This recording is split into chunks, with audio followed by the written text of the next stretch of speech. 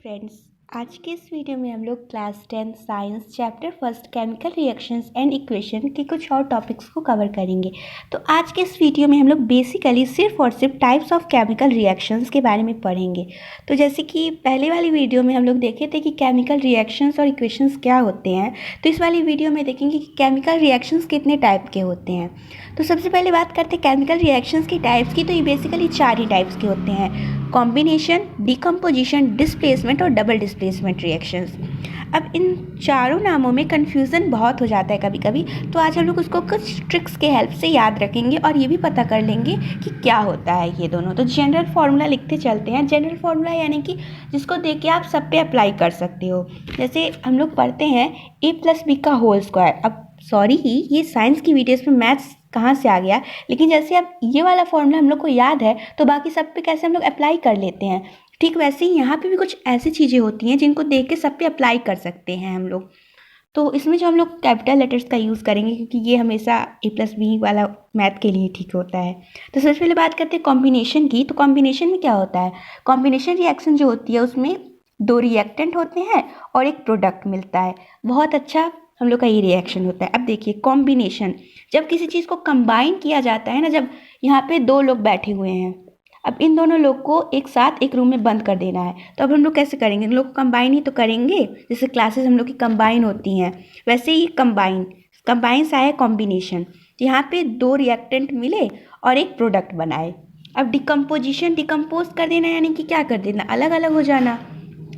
जब भी कोई भी लोग अपने अपने अलग अलग, अब इन्हीं दोनों को हम लोग को डिकम्पोज कर देना है, यानी कि इन दोनों को अपनी इनकी जगह से हटा देना है। हम लोग नहीं चाहते कि ये लोग यहाँ रहे, तो क्या करेंगे? अगर इन लोग को डिकम्पोज कर दे तो ये क्या हो जाएंगे? हट जाएंगे। तो यहाँ पे a+b ऐसे भी याद रख सकते हैं कि c के बाद d आता है, वैसे c का अपोजिट d। ये एक छोटा सा ट्रिक हैक है, हैक, ठीक है। तो ऐसे भी हम लोग याद रख सकते हैं। उसके बाद आता है डिस्प्लेसमेंट रिएक्शन। डिस्प्लेसमेंट फिजिक्स में भी ये टर्म आएगी, लेकिन यहाँ से बिल्कुल थोड़ी अलग है। डिस्प्लेसमेंट यानी कि किसी, अब डिस्प्लेसमेंट से क्या है? डिस्प्लेस कर देना। अब डिस्प्लेस मतलब क्या? जो जहाँ था वहाँ अब नहीं रहेगा। अब इसको रिएक्शंस में कैसे देखेंगे? तो अगर a+b+c है, अब इसको डिस्प्लेस करना है, तो अब डिस्प्लेस में क्या होगा? या तो a की जगह c आ जाएगा, या फिर b की जगह c आ जाएगा, या फिर कोई कुछ भी हो सकता है। तो यहाँ पे ऐसे भी हो सकता है ac+b। इसी को लिखने का दूसरा फॉर्मेट ab+c, लेकिन ये तो फिर से वही हो गया। तो यहाँ पे हम लोग BC कर देते हैं, BC+a, ठीक है। तो यही डिस्प्लेसमेंट, मतलब इसकी जगह कोई और आ गया, ठीक है। तो बेसिकली डिस्प्लेसमेंट में यही होता है। बहुत ही अच्छा रिएक्शन होता है और ऐसे चुटकियों में पता चल जाता है।